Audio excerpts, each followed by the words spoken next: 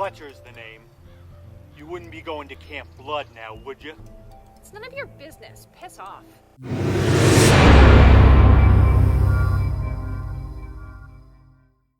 The first one came out in 1999, or 2000. The second was in 2002. This came out in 2014. So Polonia was like, hey, I can do something with Camp Blood. Let me direct this. So he did. And then we got Camp Blood First Slaughter, Part 3. It's about an hour and 13 minutes. Easy watch. A group of students on a class assignment travel to the infamous Camp Blood woods in the hopes of debunking a local legend. That was like a Timmy moment. It was Mark Poloni directed.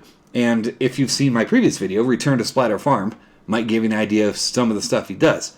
He also did a bunch of camp murders. He did 4 camp murders, I believe. He directed 4.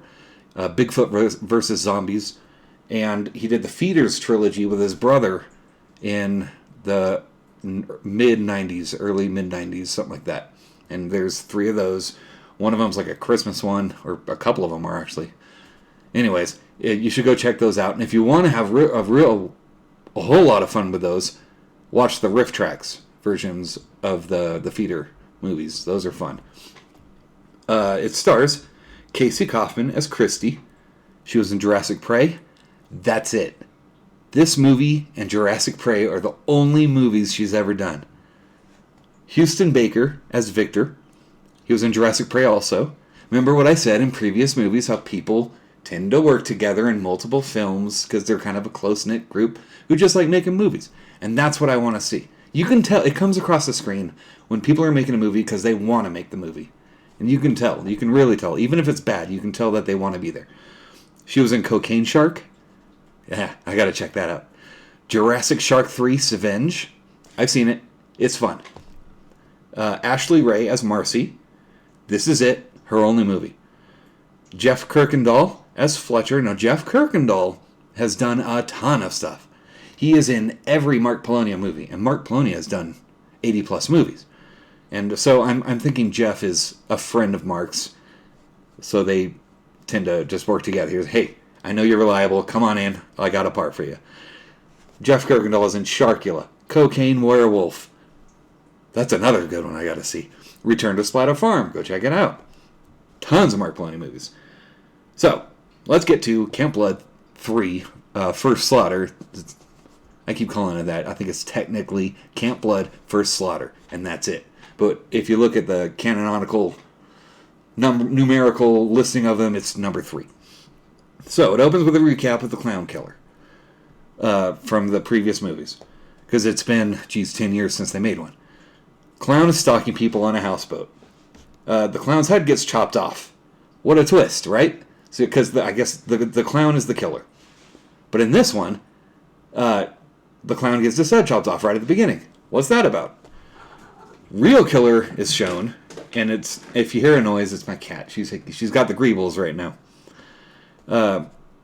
Killer machete into a guy's face. Then he stabs the girl in the face. But it's that fun 2014 low budget kind of stab. Opening credits. Now we're in a college classroom, and it's a class on urban legends. So the only good urban legend is Urban Legend 1998, starring Jared Leto, his only good movie. That's right, Jared. It's your only good movie, and you hate it, and I love that about it. They're talking about Camp Blood Urban Legend. So the teacher shows them a clip of 2 people getting murdered by a clown. What kind of class is this? And they literally have proof of a killer clown. That's not an urban legend. It's on video. You have video of a clown killing people. That's not urban legend anymore. That's fact. So, I mean, what kind of teacher shows that sort of thing, right? That'd be kind of fun. I bet there are classes that have done that. So she sends the class to investigate. We have it on... Now, remember, she showed the class video of this actually happening, and she's like, hey, I want you to go out in the woods and investigate what's going on with this. I'm good. I won't do that. For some reason, the girls of the class think Victor is sleeping with the teacher to pass the class. And it's this guy. I'm putting a picture. They think this guy's sleeping with the teacher? I don't think this guy's sleeping with the teacher. So the guys, then we cut to some guy chopping wood by the lake, because it's a low-budget movie. We got to throw in a kill. So, killer walks up, axe to the chest, machete to the neck. Fun times. And then we get a filler. Okay, so we're in the filler part.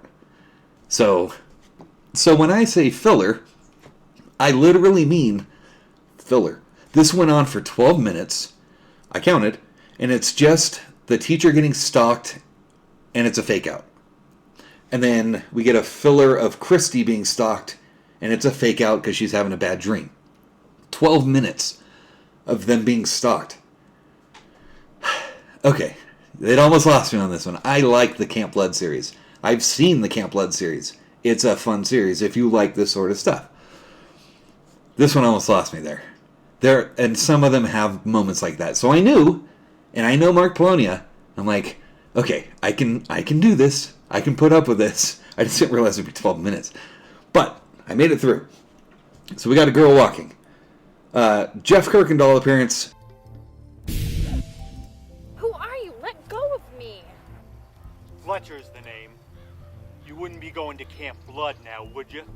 It's none of your business. Piss off. And Jeff Kirkendall is the Ralph of this movie. You don't want to go up there. You know, that sort of thing. You're going to die if you go up there. This girl, we don't know her name yet, and she calls Christy, but when she's on the phone with her, she says, "Hi, Chrissy." Chrissy. Not T. There's no T in it. So, she's off to a bad start here at the beginning. She's early and we'll meet them in the woods. And this is a brand new character. She wasn't in the class, so why is she involved? I'm not sure, but it does get explained later. Mark Polonia was sure to throw in a throwaway line and be like, all right, here's why she was here. I love it, and I'll get to that. She finds the Camp Blood sign on the ground, and she's stabbed in the back of the head by the killer. So it does a quick clips of the students getting killed and a quick news report of them missing because they head into the woods, and that it's like quick kind of thing. And then an announcer, it shows the news report of like Channel 2 News, and the announcer is Mark Polonia, because I know his voice. He he acts in a lot of his movies, and he's got that very Pennsylvanian. He films all his stuff in Pennsylvania. He's got a very Pennsylvanian twang, and it's very distinct. Yeah, so he's the announcer. And then it says 3 months later. Like, what? Okay, let's see what's going on here. So a news report again. The students and killer filmed everything, and Channel 2 News is going to play the footage. What? Okay, you can't. I don't know if you can show full-on murder on Channel News, you know, that sort of thing. And at least in America, I've seen it down south, but not here. Jeez. Their car. So okay, now we're watching like handheld camera footage of the kids who were the students who were filming, that sort of thing. And the car breaks down, so they're literally filming this movie with handheld cameras now. And you can tell. The problem with handheld cameras, and you can hear it in this movie. I'll try to get some sound going, or like a clip of sound of it. Clown mask. What's this or what? You can hear it in the audio. The audio picks up any hand movements that you make on the camera.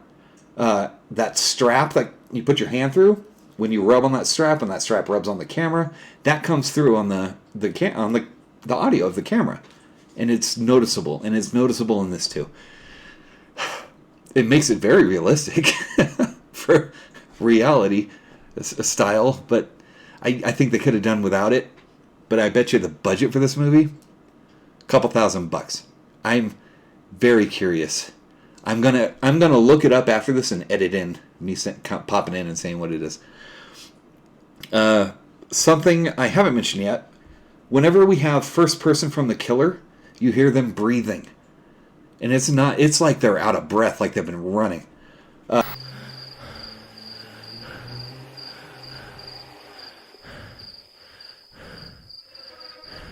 It sounds like the guy ran like a 10K or something. It's like, kind of thing. The guy's trying to film. Okay, and it's not that it pulls me out of it. I get what they're trying to do, but it's kind of like if you've seen 2001: Space Odyssey, when he's out floating, and you just hear for 10 minutes kind of thing. It's kind of like that, and you just kind of start breathing with him if you have headphones on or something. So yeah, don't hyperventilate if you're gonna watch this. Kids are talking, looking for Brianna. So Brianna was the girl's name who died, who was calling Chrissy, or Christy is the actual name. And the guy says, she never came to class, so I'd be surprised if she's here. So, she was in the class, she just didn't show up that day because she never comes to class. And Mark Polonia snuck it in there. I love it. Jeff Kirkendall shows up randomly. We've got the Ralph guy with a camera, and he's holding like an old 8mm kind of camera, and he's holding it like, that sort of thing. And he's giving him the warning, you need to leave and get out of here. You don't belong here, and that sort of thing. And then he walks off. Killer cuts his throat, stabs him in the back. Remember now, this is being shown on Channel 2 News. So the kids are camping, and they go to sleep. Sasha sneaks off for some reason, and she gets chopped in the dome. And so far, this is the best death. It's obvious that it's a fake head, but I like what they did with the brains. Now, if you watch my Splatter Farm review, you can see that what they used on the brains in there was a pack of Maruchan ramen. And they just laid it on the head and painted it red, or used red dye or something. It's fantastic. You should definitely be checking out all my Mark Polonia stuff. I think I only have Splatter Farm so far, but I do plan. He's got such a great library. I'm going to be doing Mark Polonia. I got movies till the end of time. So she gets a chop to the head. The kids go looking for her next morning. Killer gets Marcy, machete to the neck. Killer's chasing the kids. Victor stops, so there's 3 of them left. Victor stops, turns around, and the rest keep running. There's 2 left running. Victor gets knocked down, and we don't see him killed. And then another guy is stabbed in the gut. And then Christy is the last one standing now. She's running. Victor shows up. So the killer comes prancing down the path, and I mean prancing, like prancing kind of thing. I'll put the clip.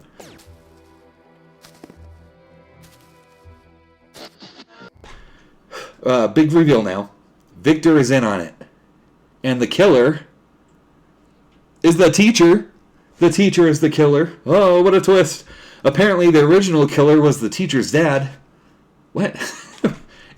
Okay, so this feels kind of unnecessary, a little convoluted. They go into this long spiel about how things are related, and I'm like, this isn't needed. Like, she could have just, she went nuts because she's really into urban legends.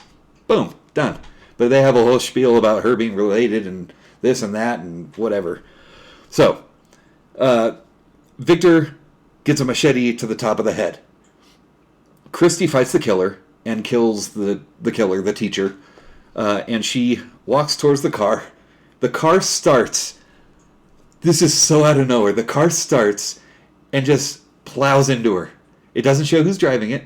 No, it can't be.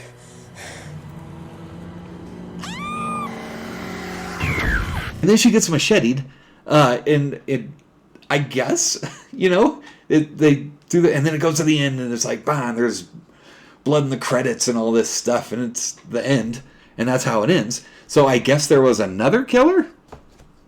Maybe? And that's the end of the movie. And it's I wouldn't say it's a definite watch. This is one of the ones where you have to really like either Mark Polonia or the Camp Blood series.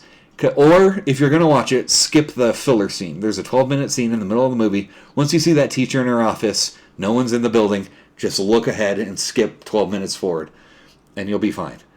But, yeah, that kind of that'll turn a lot of people off on this kind of movie.